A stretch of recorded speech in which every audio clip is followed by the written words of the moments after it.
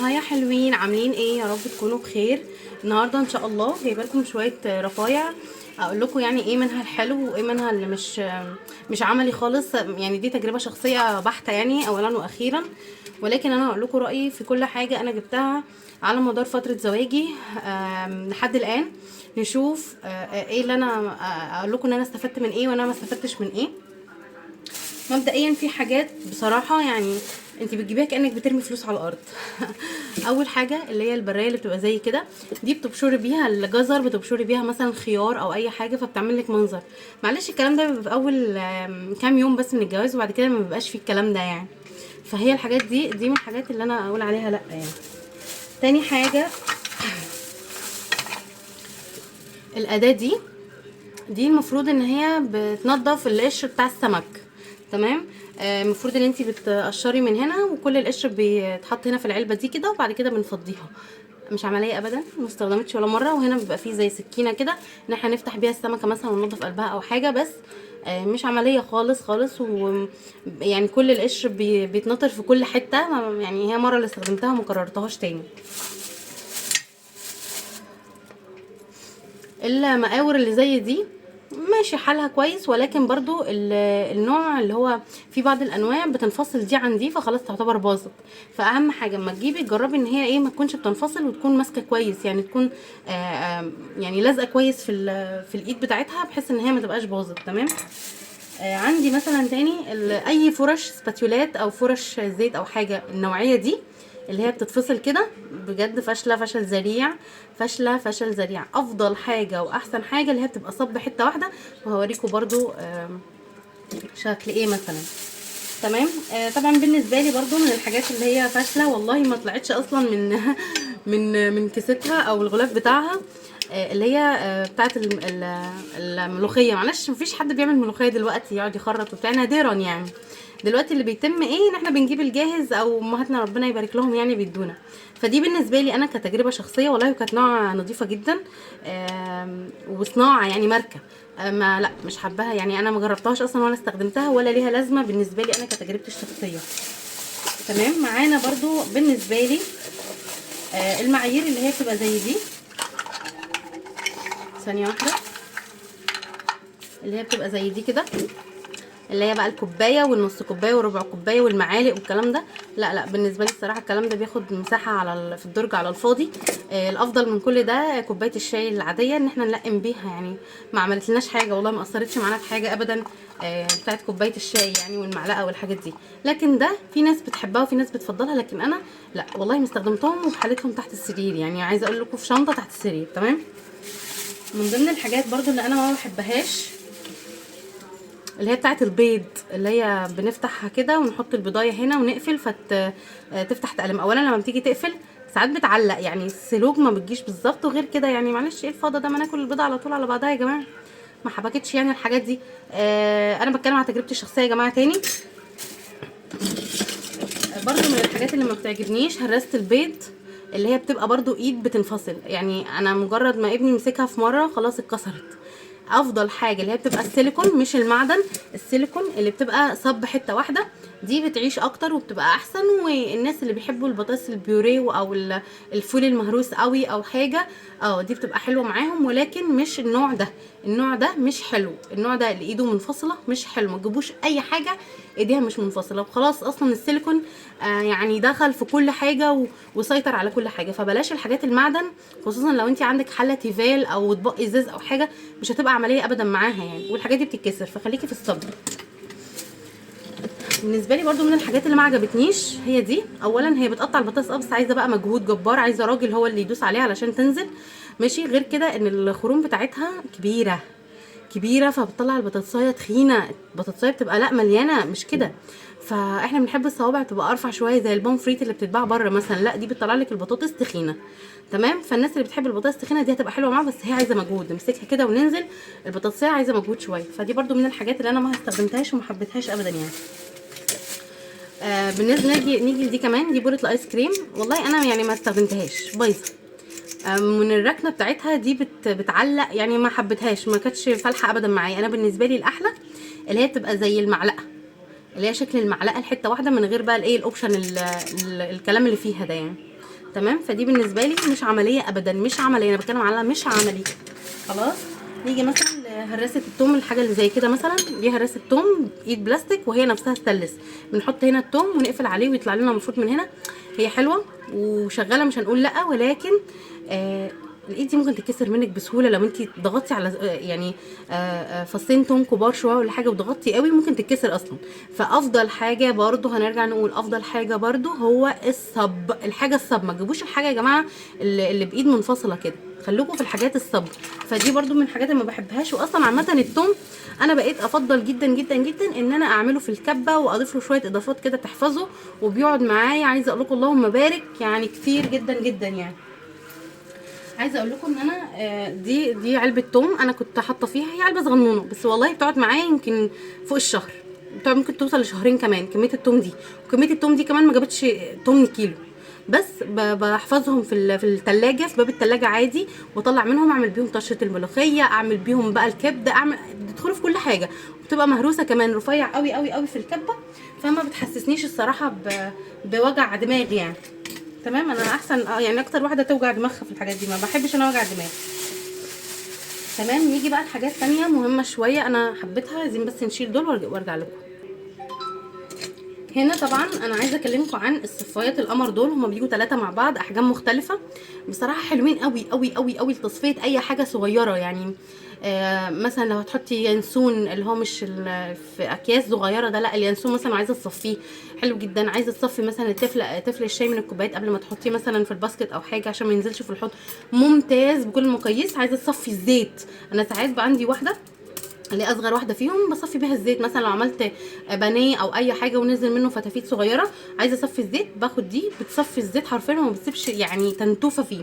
فدي من الحاجات اللي حلال فيها الفلوس. في منها خدوا بالكم برده، في منها اللي بيبقى بلاستيك، حوافه بلاستيك، وهو نفسه الستانلس اللي جوه ده عادي ستانلس. البلاستيك وحش قوي قوي قوي قوي قوي وبيتكسر وبيتني ومقرف، وغير كده ان هو مش بيتحمل الحراره. يعني ما ينفعش ان انا اخد بلاستيك مثلا والزيت سخن واطلع بيه مثلا من الزيت انضفه، مستحيل. البلاستيك ده هيتحرق على طول، هيسيح. فطبعا البلاستيك مش حلو. مفيش احسن من النوع ده بالمقاسات دي، خطيره الصراحه. ماشي. في منه طبعا مقاسات كتيره كبيره. عندنا هنا كمان دي شياله بيتزا او مثلا كيك او اي حاجه يعني. هي حلوه وكل حاجه، بس انا عيبها معايا حاجه واحده، ان انا كل حاجتي تيفال وجرانيت، فان انا اقطع بدي او اطلع بدي فممكن تجرح لي الحاجه، فما بستخدمهاش يعني، هي بحالتها. لكن هي كحاجه حلوه، لا هي حاجه حلوه جدا وعمليه. لو عندك مثلا الصواني او الحاجات دي الستانلس او الالومنيوم هتبقى حلوه جدا معاها، وهتطلع لك الخرطه الكبيره من غير ما تتبهدل ومن غير اي حاجه. فهي دي الصراحه حلوه مش وحشه. طبعا ده قطعه البيتزا دي جميله وكل حاجه، ما فيش منها عيب وحاميه ويعني لا ما فيش منها مشكله. دي بالنسبه لي حلوه. وطبعا برضو في منها بيبقى الصب كله حته واحده افضل، ولكن دي ما اشتكيتش منها لان في الاول وفي الاخر ده تقطيع بيتزا يعني، فخفيفه. عندنا كمان دي السكينه اللي هي المشرشره دي لتقطيع البطاطس او تقطيع المخلل بطريقه الزجزاج كده.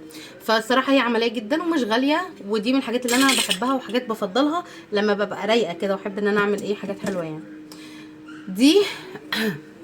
دي قطاعه تفاح سهله وجميله جدا. التفاحه مهما كانت يعني ما بتبقاش ناشفه، فان انا بضغط بحط التفاحه وبضغط كده بتطلع لي القلب بتاعها اللي مش كويس من هنا، وبقيه التفاحه بتتقطع من هنا. فبتبقى لو عندك اطفال او عندك مثلا ضيوف او حاجه عايزه تعملي كميه، دي بتسهل عليكي وبتطلع كل الاحجام زي بعض. بصراحه ممتازه جدا.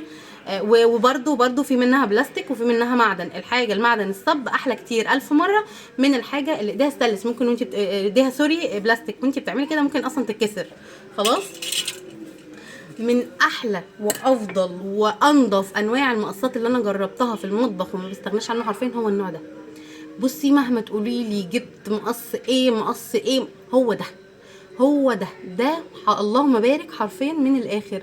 مقص نظيف نظيف نظيف، وكله برده زي ما انتم شايفين معدن. ممكن بس البلاستيكه دي هي اللي بتكون بتتفك ولا حاجه، بس عادي بتتركب.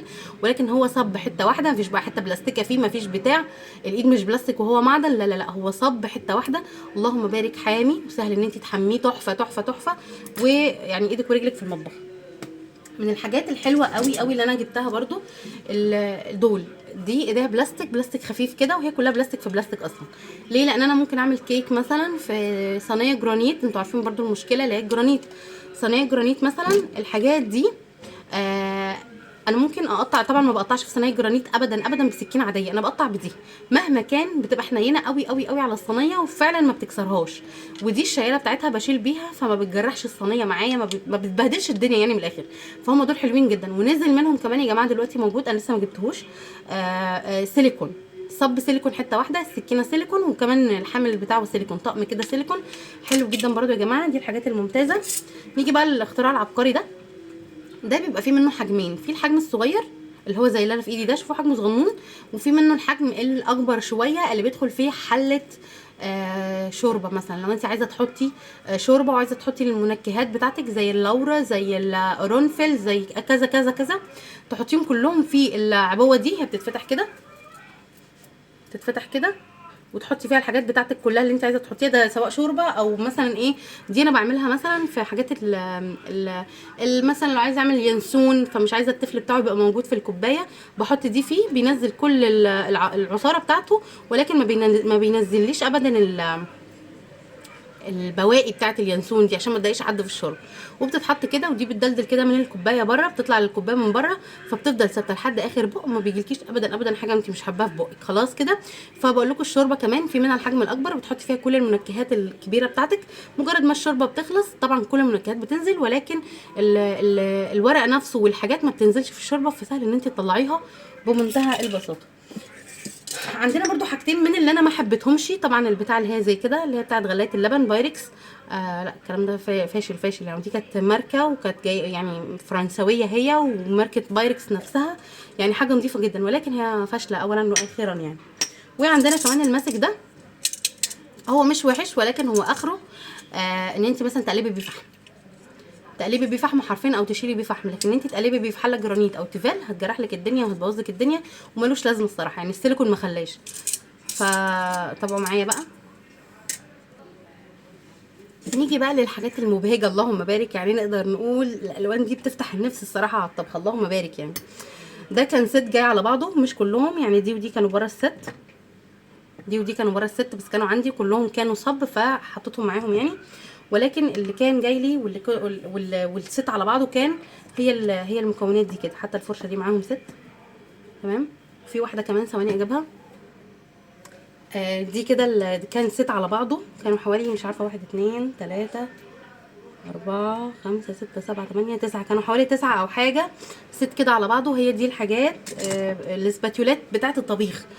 انت عندك حله جرانيت، عندك حله تيفال، حرام عليكي حرام عليكي تستخدمي المعالق الاستانلس اللي هي بتبقى شكل كده. المعالق الاستانلس دي بصراحه دي اخرها للاكل، تاكلي بيها، لكن ما تقلبيش ابدا بيها على حله ولا طاسه جرانيت او تيفال. حرام عليكي. الحاجه دلوقتي الحاجه بقت بفلوس كتير، بفلوس كتير، اقل حاجه واقل حجم واقل حاجه بتبقى بفلوس بمبلغ وقدره، بألوفات حرفيا. فحرام عليكي الحاجات اللي انت جايباها في بيتك حافظي عليها، ما تستخدميش غير الحاجات السيليكون دي. يعني مثلا انا عندي ده ده كده صب حته واحده، مفيش بقى فيه بقى اللي هو السيليكون بيبقى مثلا مقسوم هنا حاجه وهنا حاجه تانية، فبرضه بتتفصل. فاشل فاشل فشل ذريع، ما تجيبوش. خليكي في الحاجات اللي زي دي، تحفه تحفه تحفه تحفه اللهم بارك. تمام. وده بقى عايزه اقول لكم يعني حبي في المطبخ كده. هو حجمه مبدئيا صغير، كنت جايبه منه واحد تاني بس كان ارخص طبعا، ده كان من ضمن الست، ده كان بره. اولا بقت قفلته مش مظبوطه، مجرد ما شلت بيه مره فحمه من على البوتاجاز اتحرق من هنا واتحرق من هنا، وما بيستحملش سخونه، وحاجه في منتهى الخطر اصلا يعني. فده اخر بيه ان انا بقيت بشيل بيه فحم. تمام. انما ما بستخدموش في الاكل، لكن ده اللهم بارك خطير، وما بيبصش وما بيسحش، السيليكون بتاعه سيليكون قوي اللهم بارك، سيليكون صحي، خالي بقى من كل المكونات بتاعه السيليكون الخطيره يعني. فهو ده الست كله. فدي اللهم بارك جميله، بحبها، وطبعا بيوسع ويضيق من هنا ومتين ما شاء الله. المعلقه دي عشقي في المطبخ، اللي هي المقشوطه من تحت دي، المقشوطه من تحت دي بصراحه ممتازه ممتازه في الطبخ، وهتشوفوها معايا كتير في الفيديوهات ان شاء الله. المعالق اللي شبه دي حلوه مفيش مشكله منها، ولكن يعني ايه بتبقى محجماني شويه في الحلل وفي التقليب وفي الحاجات دي، بفضل النوع ده احسن يعني. ولكن هم طبعا تحفه اللهم بارك، وخامه يعني لا فرق واضح. وفي بعد كده اللي هي بزاويه دي برضو اللهم بارك ممتازه جدا. ونيجي بقى للفرشه اللي هي البطل، هي صغيره. تمام. بيجي قطعتين صغيرين، ودي القطعه هو كده 10 قطع، دي القطعه ال10 بتاعتهم، بس الايد من هنا اتلسعت مني واتقطعت، يعني اتقطعت مش مهم. ولكن هو كخامه قويه جدا، متينه جدا. المعلقه دي سباتيولا دي خطيره في التقليب، ونونو كده صغننه جميله، هي والفرشه. الفرشه كل الحاجات دي صب. دي طبعا مثلا ممكن عايزه السيليكون بقى اللي احنا كنا بنتكلم عليه، فممكن عايزه تشيلي مثلا من صينيه بشاميل مثلا، تشيلي قطعه تعملي كيكه او اي حاجه. دي حلوه قوي قوي قوي في الشيل وفي الحط. وده مضرب سيليكون طبعا. بص يعني هو اي سيليكون لازم مش عارفه بيحصل له ايه، ولكن من هنا اللهم بارك ما بيطلعش زي السيليكونات العاديه. ولكن هنا بقى بدا ان هو يتقطع شويه، ولكن ماشي شغال حاله، يعني مفيش مشكله منه. وعندي كمان المضرب اخوه اللي هو الاستانلس ده. الاستانلس ده طبعا ما اقدرش استخدمه غير في الحلل الالومنيوم او الاستانلس، انما ما اقدرش استخدمهم على جرانيت او تيفال، حرام. تمام. عندنا كمان طبعا من الحاجات الحلوه قوي عصاره الليمون. عصاره الليمون دي اللي هي بتبقى برده صب ستانلس حته واحده، ممتازه اللهم بارك. ما تجيبوش حاجه قطعتين يا جماعه اللي هي من فوق ستانلس مثلا ومن تحت بلاستيك، بتتكسر وبتبوظ خلاص. وعندنا من انواع برضو قشرات البطاطس الحلوه دي، انا ما حبيتهاش الصراحه، في ناس بتفضلها وبتبقى سهله في ايديها، لكن انا لا، انا حبيت دي اكتر. دي معايا بصراحه اللهم بارك جميله وسهله وخفيفه وبحبها، مفضلاتي يعني. بعد كده عندنا الحوامل اللي هي بتبقى زي دي، حوامل السخنه. هي مش وحشه لو هتحطيها على سفره مثلا، وحد يجيلك مثلا وهتعملي اكل وهتحطي الحاجه السخنه على السفره دايركت، فعشان طبعا الازاز ما يطقش او حاجه، فبنستخدمهم مش وحشين شغالين. ممكن تحطيهم على خامه المطبخ مثلا وتطلعي عليهم، مفيش مشكله. انا عامله هنا وحاطه دي، بس هي بتتحرق شويه طالما خشب شويه بتتحرق يعني، بس مش مهم طبعا، بتتحمل صدمات. وعندنا هنا بتبقى حتت رجول كده عشان تمسك في الرخامه، يعني ما تتزحلقش ولا حاجه، على عكس دول اخرهم سفره، بس هم حلوين برضو، مش هنقدر نقول لا يعني. وبكده يكون خلص معانا الفيديو يا حلوين، واتمنى تدعموني بالاشتراك في القناه وتفعلوا زر الجرس، وما تنسونيش في لايكاتكم وكومنتاتكم الجميله. اشوفكم على خير ان شاء الله في فيديوهات من النوعيه دي كتير ان شاء الله، لكل مستلزمات العروسه من رفايع وادوات مطبخ وكل حاجه ان شاء الله، واجهزه وكل حاجه. اشوفكم على خير، ما تنسوش الاشتراك. مع السلامه.